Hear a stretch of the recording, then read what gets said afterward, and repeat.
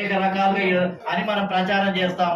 ఓబీసీలు అంటే ఇష్టం లేకపోతే ప్రతి ఒక్కడు మొత్తం ఏంటంటే ఓబీసీలను తిట్టడమే, ఓబీసీలను వంకబెట్టడమే, ఓబీసీలకు అనేక రకాలుగా ఎగతాళి చేయటమే, అవమానం చేయటమే.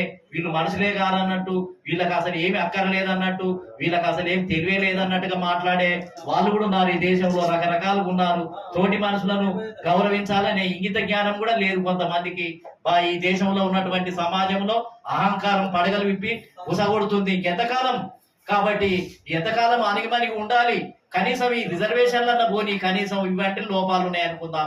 మరి కాంగ్రెస్ పార్టీ చేతుల్లో ఎమ్మెల్యే టికెట్లు ఇవ్వడానికి అవకాశం ఉంది. బీఫామ్లు ఎందుకు ఇవ్వటం లేదు? మరి ఏ రాజ్యాంగం అమలు పడతలేదు, ఏ రాజ్యాంగం అడ్డుపడతలేదు? మంత్రి పదవులు ఇవ్వాలి, ముస్లిం సమాజానికి ఎమ్మెల్యే టికెట్లు ఇవ్వాలి, మరి ఎందుకు ఇస్తలేరు?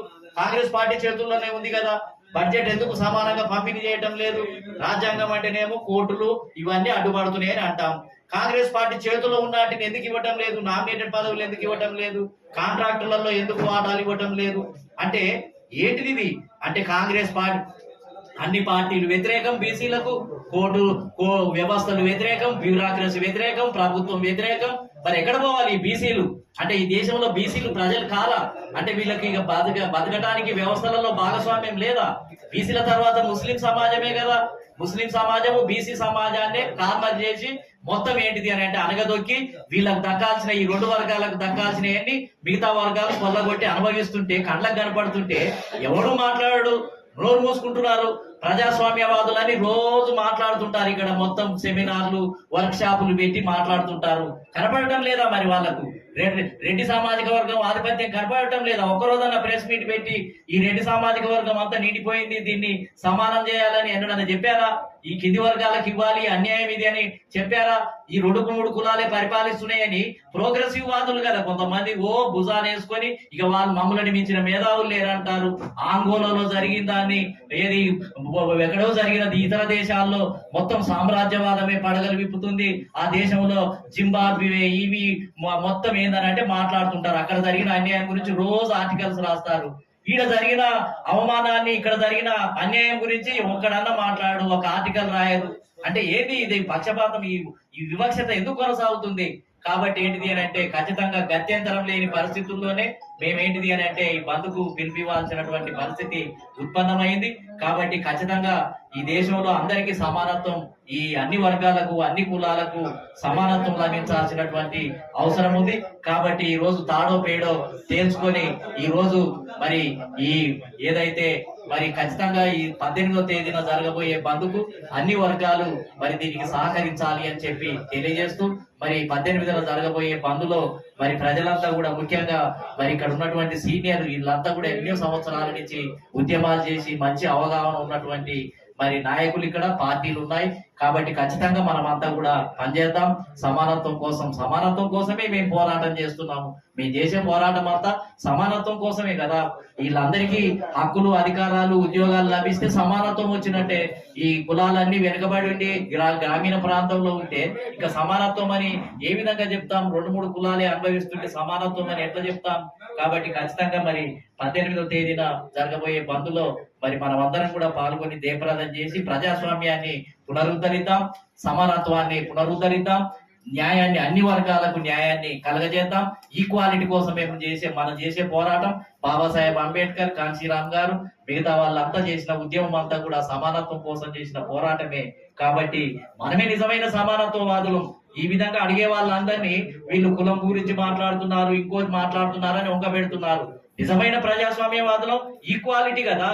మీ కులానికి మీ జనాభా ప్రకారం 10 సీట్లు తీసుకోండి, మా ముస్లిం సమాజానికి 14% ఇవ్వండి, మా బీసీ సమాజానికి 50% ఇవ్వమని అడిగితే ఇది సమానత్వం కాకపోతే ఇతరుల మీద పెత్తనం చేసే విధంగా కనపడుతుందా? కాబట్టి రిజర్వేషన్లు ఉండటం వల్లనే కదా ఇవాళ ఎస్సీ ఎస్టీలకు ఎమ్మెల్యేలు ఉన్నాయి. సమానత్వమే కదా వాళ్ళకు. కాకపోతే వాళ్ళు నిజమైన వారసులా కారా, ప్రతిబింబిస్తున్నారా అనేది వేరే విషయం. కానీ వాళ్ళకైతే సమానత్వమే కదా. కాబట్టి ఇవన్నీ దృష్టిలో పెట్టుకున్నప్పుడు ఇవాళ ఈ దేశంలో అగ్రకుల ఆధిపత్యాన్ని లిబరేట్ చేయాల్సినటువంటి అవసరం ఉంది. భవిష్యత్తులో కూడా ఇది కేవలం వీళ్ళు బంధు వరకే పరిమితం కాదు. భవిష్యత్తులో ఈ దేశంలో కొన్ని వర్గాల యొక్క పరిపాలన కొనసాగుతుంది. కాబట్టి పర్మనెంట్ గానే ఒక మూవ్మెంట్ ని తీసుకురావాల్సినటువంటి అవసరం ఉంది అని చెప్పి తెలియజేస్తూ, మరి మీరు దీనికి బంధుకు మద్దతు ఇచ్చినందుకు ఒక్కొక్క పార్టీకి పేరున ధన్యవాదాలు తెలియజేస్తూ మనం అందరం కూడా 18వ తేదీన భాగస్వామ్యం అవుతాం. మళ్ళీ ఇప్పుడు సుప్రీంకోర్టు కూడా స్టే ఇచ్చింది. ఇక ఇది రాజ్యాంగ సవరణకే పోరాటం జరగాలి. ఇప్పుడు రాజ్యాంగంలో ఆర్టికల్ 15 క్లాస్ 7 అనేది కొత్తగా పెట్టాలి. ఇప్పుడు బీసీలకు ఏమని, బీసీల జనాభా ప్రకారం అందులో ఏది వచ్చినా ఇవ్వాలనేది పెట్టాలి. ఇప్పుడు ఆర్టికల్ 16 క్లాస్ 7 అనేది పెట్టాలి. మన బీసీలకు విద్యా ఉద్యోగ రంగాల్లో కూడా జనాభా ప్రకారం ఇవ్వాలి. స్థానిక సంస్థలలో కూడా జనాభా, ఇక ఎమ్మెల్యే అసెంబ్లీలలో కూడా రాజకీయ రిజర్వేషన్ లో కూడా జనాభా ప్రకారమే అని ఇక అదొక కొత్త ఆర్టికల్ చేర్చాలి. ఇప్పుడు ఈ 3 ఆర్టికల్స్ కోసం పర్మనెంట్ ఉద్యమం జరుగుతుంది. రాహుల్ గాంధీ మెడలోంచాలి, మోడీ మెడలోంచాలి, బీజేపీ ఈ రెండు, ఇది ప్రతిపక్షము, ఇది పాలక పక్షం, ఈ రెండింటిని మెడలోంచితే కేంద్రంలో కనుక గట్టి ఉద్యమం తీసుకొస్తే రాజ్యాంగ సవరణ జరిగితే దీనికి పరిష్కారం ఉంటుంది. ఈ సాకులతోటి చిన్న చిన్న వాటితోటి ఇక అయ్యేది కాదు అని చెప్పి తెలియజేస్తూ మరి భవిష్యత్తు ఉద్యమానికి సిద్ధమవుదాము అని చెప్పి తెలియజేస్తూ సెలవు తీసుకుంటాం. అదే విధంగా మహిళలకు రిజర్వేషన్ ఉంది. ఏది బ్రిటిష్ పీరియడ్ లోనండి, నిజంగా గొప్ప విషయము. స్వాతంత్రం వచ్చిన తర్వాత కాంగ్రెస్ పార్టీ రాజ్యాంగ సభ ఏర్పాటు చేస్తే ముస్లింల రిజర్వేషన్లు తీసేశారు, ఓబీసీల రిజర్వేషన్లు తీసేశారు, క్రిస్టియన్లై తీసేశారు, సిక్కులై తీసేశారు, మహిళలై కూడా తీసేశారు. పాప విదేశంలో ఉన్న మహిళలకు రిజర్వేషన్లు ఉంటే తీశారు. కొత్త రాజ్యాంగం 50 తర్వాత కొత్త రాజ్యాంగంలో చూస్తే ఇవన్నీ మాయం. అంటే ఏంది, ఇవంతా డెమోక్రసీ లేదు, ఈక్వాలిటీ లేదు. ఇక ఓపెన్ గా కొట్లాడాలి. ఏం చేయాలి ఇప్పుడు? బలమైన వర్గాలతోటి, రెడ్డి సామాజిక వర్గాలతోటి, వెల్మ సామాజిక వర్గాలతోటి ఇక మేము పోటీ పడాలన్నమాట. వాళ్ళతో పోటీ పడితే, పోటీ చేస్తే మా వాళ్ళు ఎవరు గెలుస్తున్నారు? పోటీలో, జనరల్ పోటీలో అంత రెడ్డి సామాజిక వర్గం, వెలమ సామాజిక వర్గం, అగ్రకులాలే గెలుస్తున్నారు. మేము పోటీలో గెలవలేకపోతున్నాం. అందుకనే కదా రిజర్వేషన్లు ఇచ్చింది బ్రిటిష్ వాడు. బాబాసాహెబ్ అంబేద్కర్ బ్రిటిష్ వాళ్ళ ద్వారానే కదా సాధించింది. ఉన్న వాటిని కాంగ్రెస్ పార్టీ తీసేసిండు, మోసం చేసిండు. తర్వాత అది బీజేపీ కంటిన్యూ చేస్తూ ఉంది. కాబట్టి అన్ని వర్గాలే, అంటే కోర్టులో పెట్టిన ఆర్టికల్స్ ఉన్నా కానీ వాటిని తీసివేస్తారు, వాటిని అప్లై చేయరు, వాటిని అమలు చేయరు. అగ్రకులాలకైతేనేమో రాత్రికే ఈడబ్ల్యూస్ తీసుకొచ్చి కడుపు నిండిన వాళ్ళకే మళ్ళీ రిజర్వేషన్లు. ఏంటిది ఇది? ఏం జరుగుతుంది భారతదేశంలో? అంటే ఇది అడిగేటోడు లేడనే, మూగజీవాలనే, అంటే నోరు లేదు, అడగలేని వాళ్ళు ఉంటే వీళ్ళ సీట్లన్నీ దోసుకొని తింటారా? ఇతర వర్గాలే కొల్లగొట్టుకొని అనుభవిస్తారా?